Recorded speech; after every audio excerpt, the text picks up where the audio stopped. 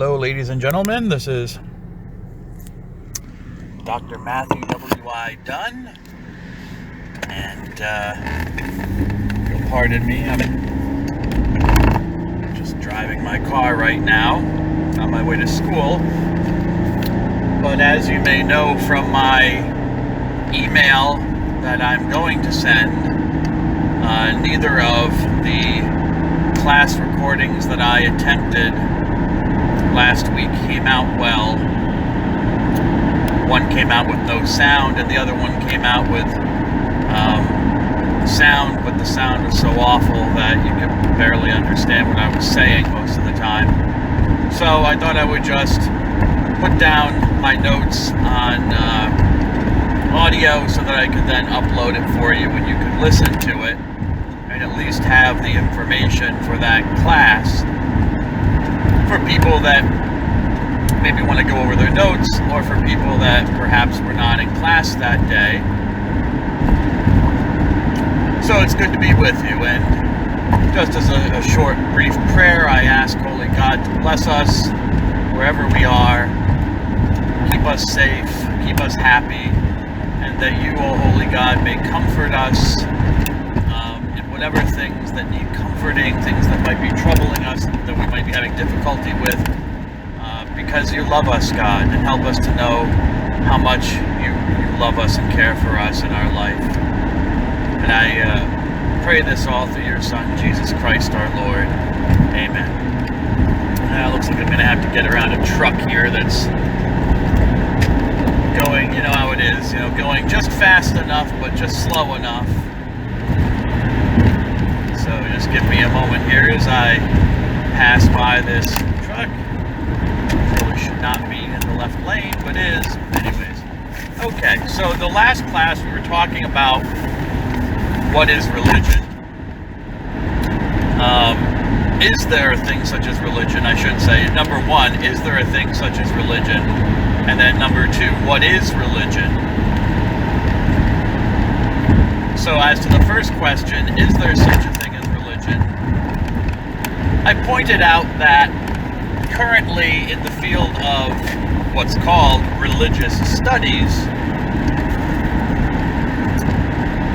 many religious studies scholars nowadays are unsure about what religion actually is, or they are unsure about whether defining religion is even possible or even desirable, if you even might want to define it. Oftentimes you'll hear that the word religion was just made up by European scholars, Western scholars. Why? The argument goes that these people, these European academics, saw data and they wanted to categorize that data, and so they came up with this concept saying, okay, this is religion, this is where it goes.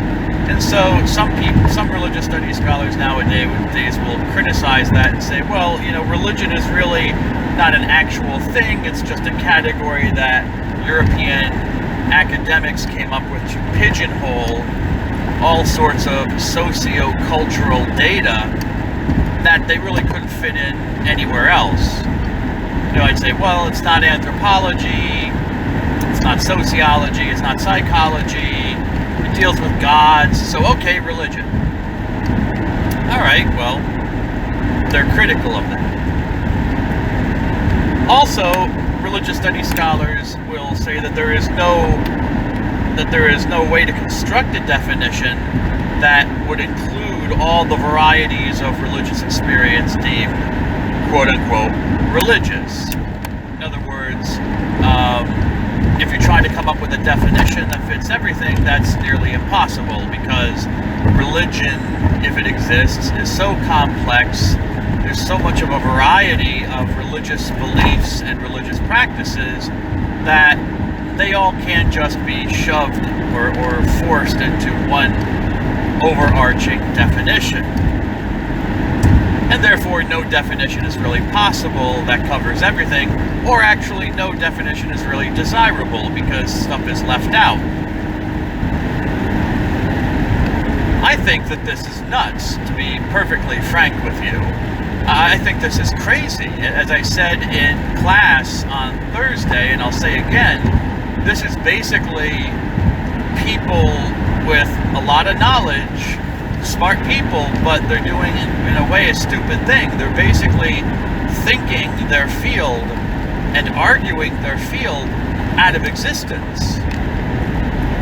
I mean, how can you write a book on religious studies? How can you claim to teach a course in religion? How can you get a PhD in religious studies or religion and then go out and say that, well, you know, not only will I not define what religion is, but it's not even possible to define. And you know what? Religion as a category probably doesn't really even exist. It was just made up. So why are you wasting our time? What is the purpose of your study then? Why is a university wasting its time and money and effort giving away religious studies degrees to people who will say that there's no such thing as religion? It makes no sense. And as I said, it's the death of the field, because in some places they've decided, well, you're right, you know, if there's there's no reason to be dumping money into a department, maintaining a department of professors supposedly studying something that they themselves admit that either doesn't really exist or they can't really define. You know, what are we doing here then? We might as well collapse it all into the anthropology department, or put it into the social scientific sciences. Social science, I know it's redundant. Into the social sciences like sociology or history, or put it into something like, well, maybe they wouldn't put it in the psychology department, but I mean, you get my point.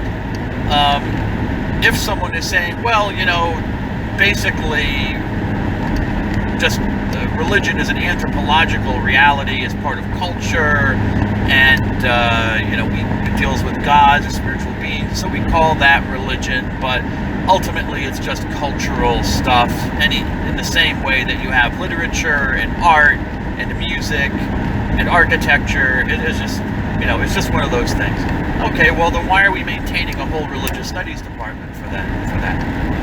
We'll just put you in the anthropology department.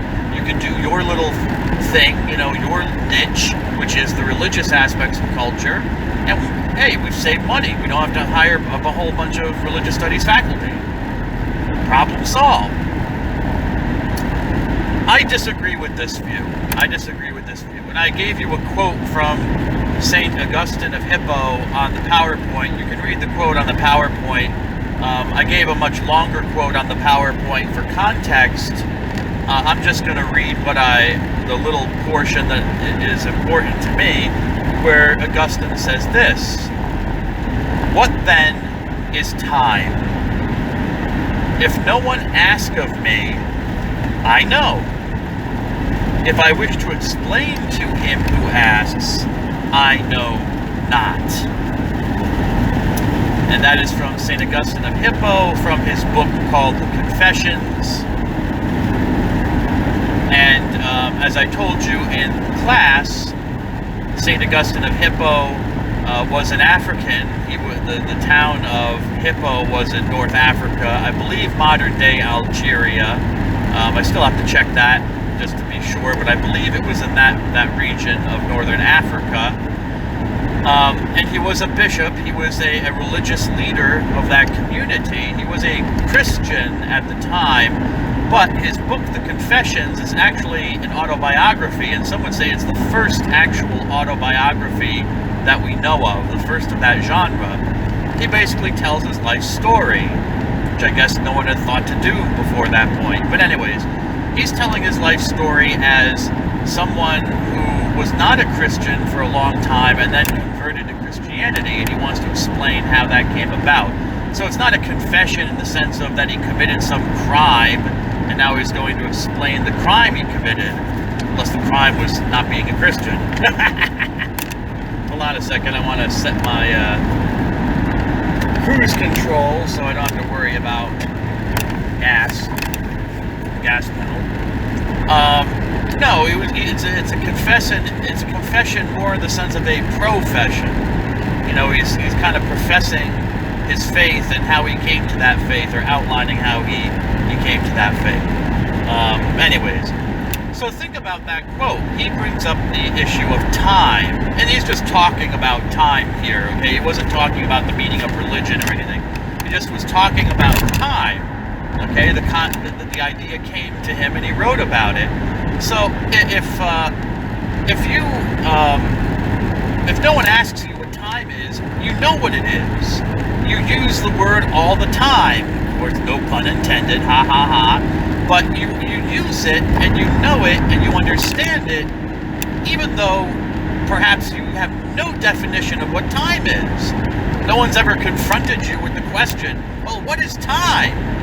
What do you mean when you say that word? And when that happens, you know, you might find out that it's not so easy to define such a simple concept as time, something which, you know, you just know. I mean, you're sitting there in class, looking at the clock, or looking at your clock on your phone, or I'm looking at the clock that's in front of me. That's time. I mean, that's a visual cue for time. It's keeping time. But what does that actually mean? What is time? The passage of time. Well, what's passing? You know, can you see it? Can you hear it? So, the point I'm trying to make here is St. Augustine implies, even though we know what time is, and we know that time exists, we know what it is when someone speaks of it, when asked to think about it and define it, it suddenly becomes hard, or more difficult than we might think. But that doesn't mean that no definition is possible. It doesn't mean that the word time is a word without meaning. It also doesn't mean that time doesn't actually exist, just because I find it really hard to state what it actually is, or to state it precisely, or to state it in a way that it would include all the instances of what people think of when they think of time. So I made 2 points that I wrote on the whiteboard. I believe I wrote on the whiteboard, or at least pointed out to you on the whiteboard. And the first one is that definitions are good things. Definitions are good things. I'm not against definitions, as you will see from the course. I give a lot of definitions. Why? Well, because definitions are tools, and we must always remember that definitions are simply tools, human tools that we use, that bring order to linguistic and conceptual behavior. Now, what does that mean? Well, it's just a fancy way of definitions bring order to the way that we speak about things and to the way that we think about things. Okay? That's their purpose. They bring some sort of consistency and clarity to what you might call unreflective confusion. You know, before you've thought about something, okay? And so they bring clarity to that. They clarify, okay, I use this word time. What exactly is it? Am I using it in inappropriate ways? What's the precise way of using it? Am I consistent in how I use it? Do I apply the word to some things that maybe are not time, but I use it maybe in an elastic sense? Or maybe I'm using the word improperly. Maybe I'm using the word improperly. For example, a day is an example of time. A day is 24 hours. The time that it takes for, no pun intended, of course, but it's the duration, one might say, that it takes for the Earth to revolve on its axis. Okay? It's a day. We count it as a period of time. Now, if I say, instead of saying, well, it's time to go, it's time to leave, and I say, well, it's day to leave, it's day to go, well, technically, day falls under the definition of time, but I'm using day in an improper sense, a sense that doesn't make sense to people. Why? Because it doesn't fit the definition of what a day is. Okay? I violated the definition in some way. So it's the same. So definitions are good things. They help give us some sort of clarity, make sure we're clear about what we're talking about, we understand what we're talking about, and we're consistent in how we're using terminology. So that's the first point. Definitions are good things. I have no problem with coming up with a definition of religion that could then, as a tool, be applied to data which comes into us that we see, that we experience, and then we can judge it by that definition and say, okay, yes, this particular practice or belief, according to the definition I believe and that I accept for religion, this is actually religious and this is not. Now, if a person wants to disagree with my definition, well, that's another kettle of fish. That's perfectly fine. But I think in any field, you need to come up with something that you can all agree on, even if it's imperfect. Anyways, okay. The second point I made was that religion exists. However whether you think it can be defined, whether you think it was just a word that was taken by Western scholars to apply to certain realities, nevertheless, I would argue that religion is a reality. The word is actually pointing to a reality that exists. Many, if not most, human cultures recognize some kind of transcendent, often invisible reality, principle, force that exists in the universe that interacts with human life and in some ways controls human life, that gives human life meaning. What do I mean by transcendent? Well, I give you the definition on the PowerPoint. Transcendent means the state of existing above or beyond something. Okay? So, for example, the ceiling in the classroom is technically transcendent. It extends above and beyond us. It's over us. It covers us. Okay? So that's I think a very simple, basic example. But for religion, it's more than that. It's an overarching covering of the whole universe, the cosmos, everything is covered under this principle or force that gives, and that principle or force gives meaning to everything. Okay. Well, that's interesting. First time I've ever seen the way station sign blinking, so trucks have to go in there. Okay, whatever. That, just talking to myself. And it's snowing a little bit, so say a little prayer for Dr. Dunn that he's okay. But the roads seem all right. The word transcendent comes from two Latin words, trans, the prefix trans, and the verb scando. Scando, scandere, I think it's scansi, scansum, I think is the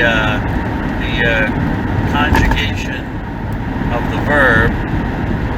Incline and noun and conjugated. Yeah, the conjugation of the verb.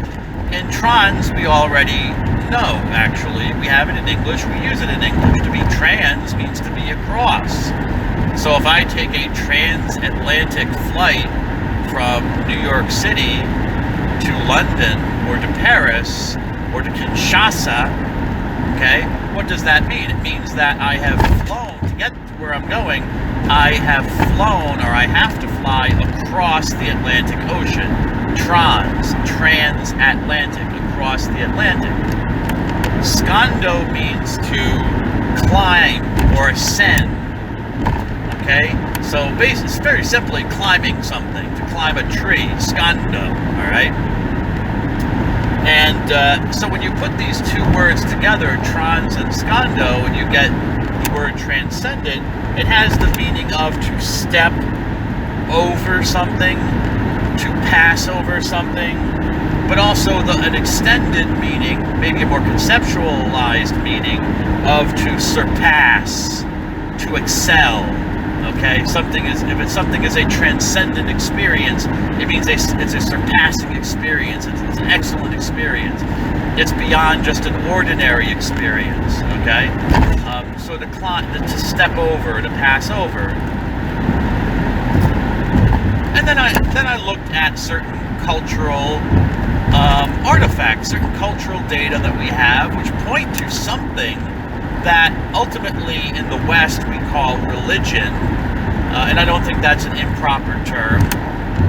And there are some shared features and characteristics, as you might notice. So I started with the Greeks, not for any particular reason other than the Greeks are a very ancient culture, okay? And I just started with the Greeks. I'm not trying to privilege any culture over another culture. I just started with the Greeks, okay? So with the Greeks, I pointed out two terms that they used to refer to this reality, this transcendent reality which interacts with humans and gives meaning to human life or meaning to the universe in some way. And they used two terms for it. They described it as either theos, or they used the term threskeia in Greek. Now, theos means divine, of the gods. Okay, so right there you get an indication of kind of where religion is going, or where we're going with this idea of religion. You know, religion almost always deals with a belief in some kind of usually invisible, but supernatural or spiritual beings that are beyond human. They're superhuman beings.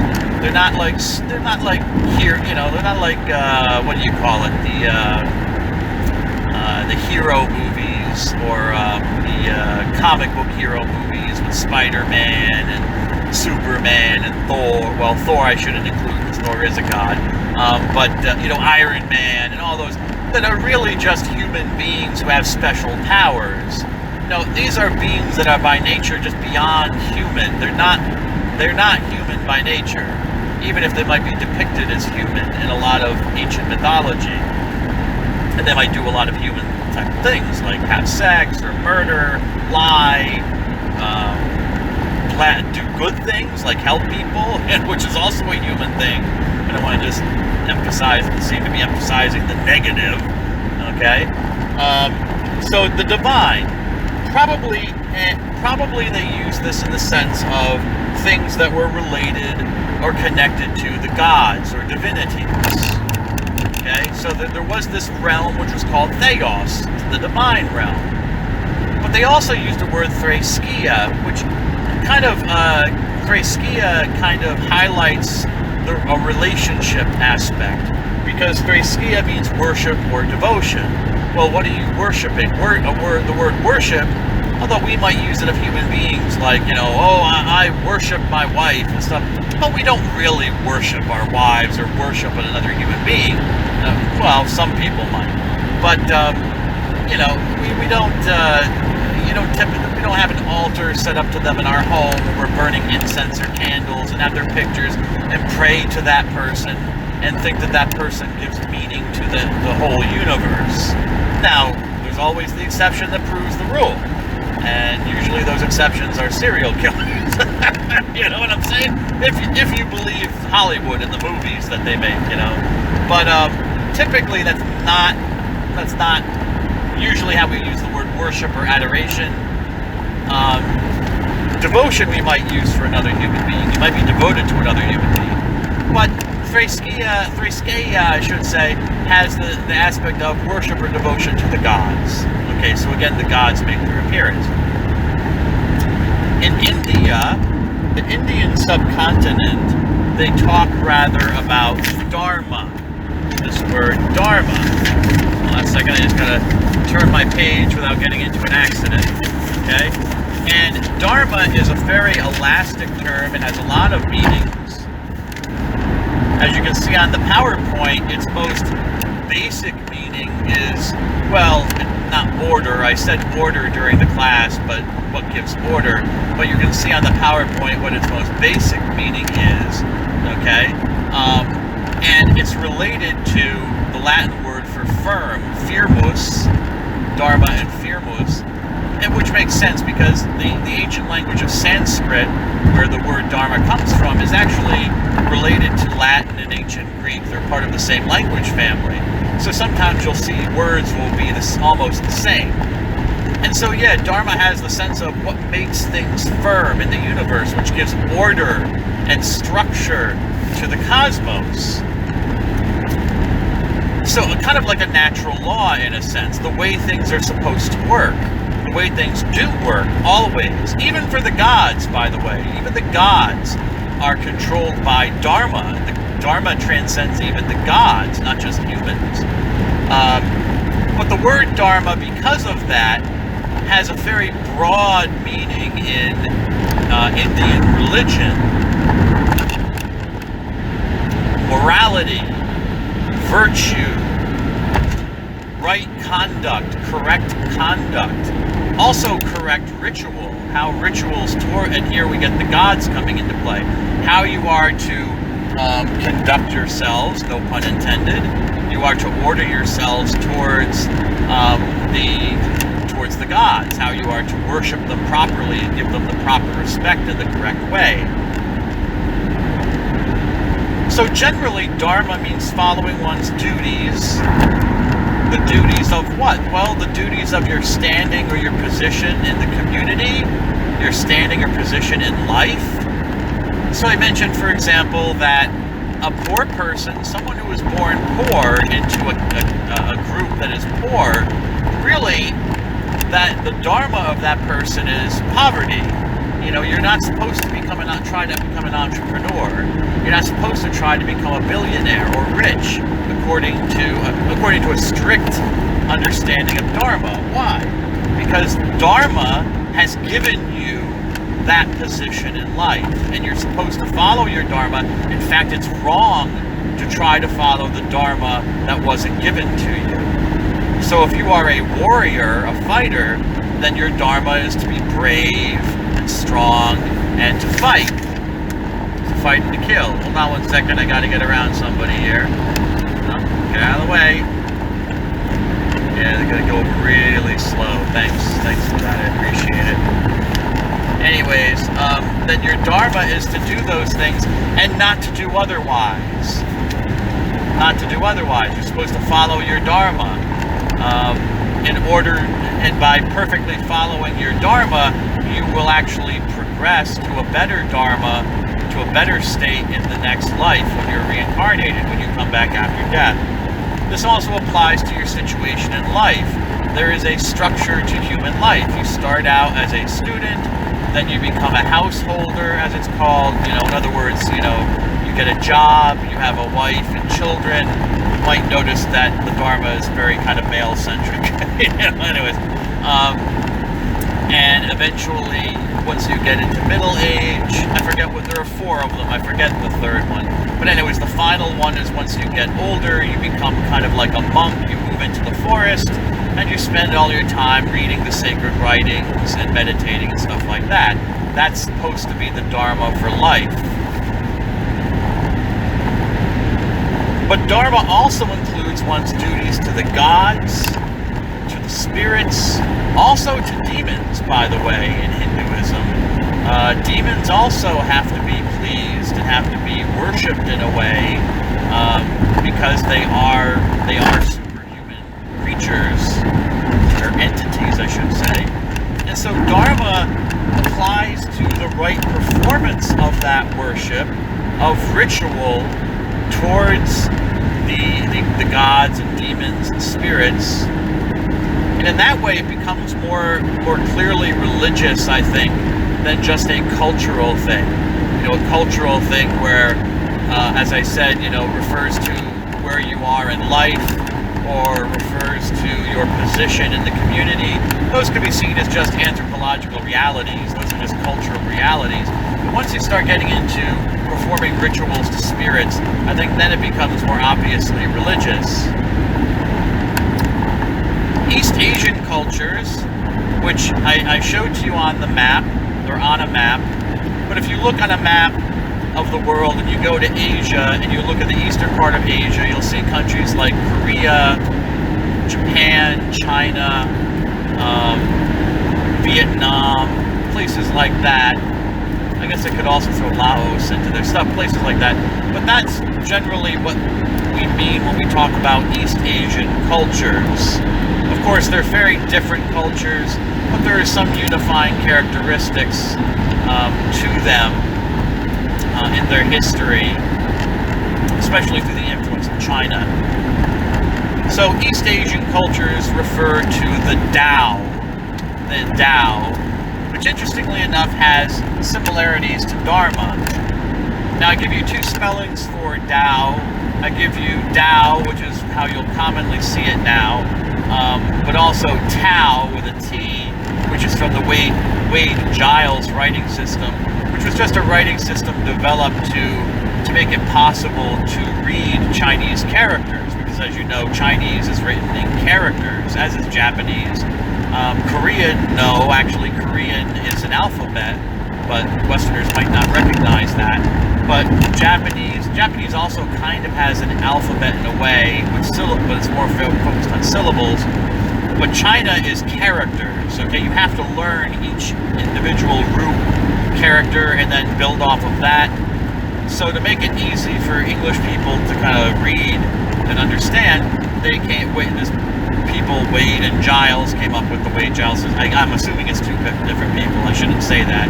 I'd have to look it up. But anyways, they came up with the Wade-Giles system. Actually, the T in Tao should be pronounced as a D. If it were meant to be a hard T in the Wade-Giles system, it would be a T with an apostrophe.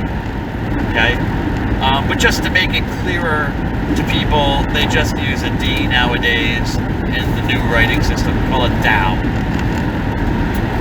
Tao, like Dharma, is a very elastic term, and in some ways kind of hard to pin down its exact meaning or its root meaning. But it has the meaning of a path, of a guide, a road. Actually, I shouldn't say guide, excuse me. A pathway, a road.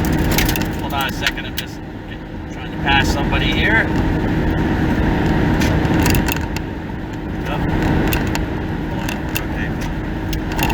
Alrighty, it has the sense of a way, a path, a road, and then it has a broader sense of a principle, a teaching, something that gives guidance, a guide, the Tao. Okay?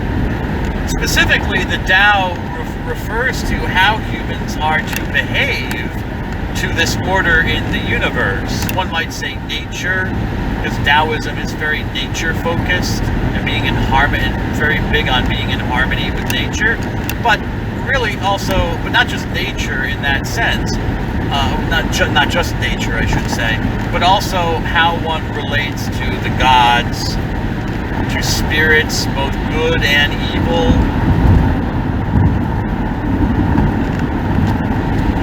And to each other. Okay, there is ethics involved, how we should relate to each other as part of the Tao. But generally, it's viewed as the way. The way that that nature or the universe is meant to work, and you kind of insert yourself into that. You don't rock the boat. Once you rock the boat, you disturb the Tao, then bad things happen. And then finally we get to the word religion, religio. We get to the Romans. The Romans were from Italy, okay? And we get to finally where the source of our word religion in English, religio. Now, where does the word come from? Well, there are some theories, and I didn't go through all the theories. Well, there are a lot of theories, but it's a word where it's not exactly clear where it actually comes from. It's just there, and you kind of have to work backwards. It seems to be the combination of two words, re, and then the verb ligo, ligare, ligavi, ligatum. And ligo has the sense of binding or tying, like the word link. I gave you the example of the word link, and I think I'm wondering if they might not be related, because again, English and Latin are related languages. We're part of the same language family as with Sanskrit. And so to religo in Latin seems to have meant to bind together, to link together, to tie together. And so from the Roman point of view, that is what religion does. Religio is that which binds us together in our family life, binds us together in our community life, binds us together ultimately with the state, with the nation.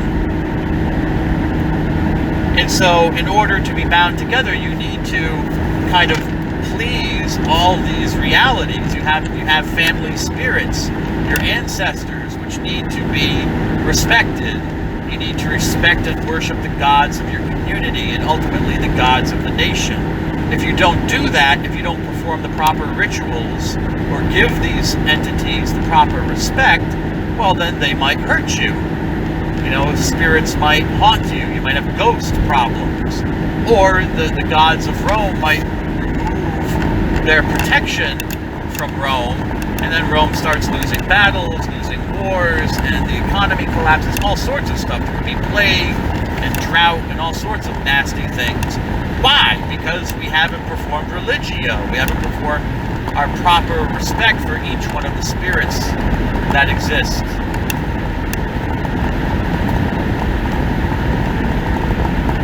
So that's kind of where I ended. But I want to make one final comment, which I believe I did make during the class, and I might make again today in class, but I might not, so I want to make it here, is that all of these words, these are all different words. Threskeia, Tao, Dharma, Religio. All of these words are different, and yet we see that they seem to be describing something. These human ideas, whatever their terminology, seem to be describing something that human beings are experiencing. This something that exists.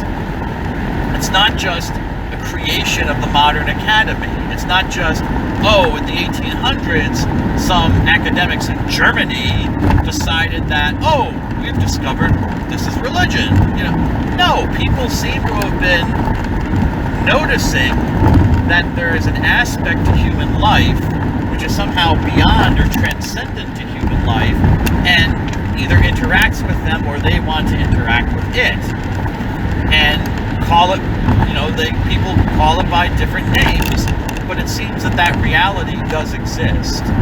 So to call it religion, granted, is just a tool, a conceptual tool that we're using, but I would say that actually is pointing to something that is there. Hold on a second, I'm driving through some construction. I just want to make sure I don't get into an accident. Around this something, whatever you want to call it. If you don't want to call it religion, call it Threskeia, call it Theos, call it Tao, whatever you want to call it. If people don't want to call it by a Western, or a term based in Western culture, you can call it Tao or Dharma. And in fact, in places like India, they do use this terminology. It would not be surprising to hear someone speaking one of the languages of India to refer to Dharma. They're not saying religio. Wouldn't be surprising at all. But around this something that we call religion, humans have developed constellations, groupings. Hold on a second, I got slowed down here. I got some slow poke in front of me. I'm on a highway. The guy's putting along. Okay. I'm also getting to Route 81 south, so I want to make sure that I get on the right road so I can get to the university. But they've developed constellations, like a constellation of stars, okay, of ideas and activities to understand this something that people are experiencing and to interact with it. get off here so I can okay. They can interact with it. And that word constellation, I think, is a good one. It kind of, like I said, constellation of stars. I mean, when you look up into the night sky and you see, or if you take an astronomy class here at the university, then, you might have to learn some constellations of stars. Now, do those constellations actually exist? No. The constellations are a tool taken from the ancient world to group certain stars that seemed in the ancient mind to go together. Okay, people drew pictures in their minds linking up these stars, and we call them constellations.